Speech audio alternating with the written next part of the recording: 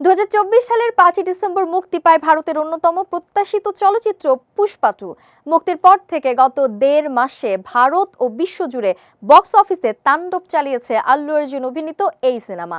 গড়েছে একের পর এক রেকর্ড। এবার মুক্তির প্রায় 2 মাস পর ওটিটিতে হাজির হচ্ছে পুষ্পা 2।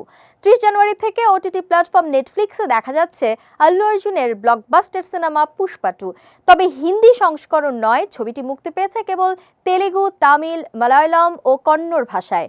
এদিকে মুক্তির প্রায় 1.5 মাস পর প্রেক্ষাগৃহে আসে পুষ্পা 2 এর বর্ধিত সংস্করণ।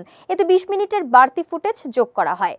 সাম্প্রতিক সময়ে এত দীর্ঘ সিনেমা দেখা যায় না বললেই চলে। এরপরও দর্শককে আকৃষ্ট করে রাখছে পুষ্পার ম্যাজিক। প্রায় 500 কোটি রুপিতে নির্মিত হয়েছে পুষ্পা 2। ছবিটির আয়োজনে কমতি রাখেননি নির্মাতা সুকুমার। এরই মধ্যে বিশ্বব্যাপী সিনেমাটির আয় ছাড়িয়ে গেছে 1800 কোটি। অনেকে ধারণা করেছিল এটি 2000 কোটির ক্লাবে প্রবেশ করবে, তবে সেটা সম্ভব কিনা তা পরিষ্কার নয়, কেননা ভারতের বিভিন্ন ইন্ডাস্ট্রিতে গত কয়েকদিনে একাধিক নতুন সিনেমা মুক্তি পেয়েছে। ফলে ব্যবসার অনুপাতও ভাগ হয়ে গেছে। পুষ্পা ট্রিলজির দ্বিতীয় সিনেমা এটি। প্রথম কিস্তি মুক্তি পেয়েছিল 2021 সালে। ছবিটিতে নাম ভূমিকায় অভিনয় করেছেন আল্লু অর্জুন।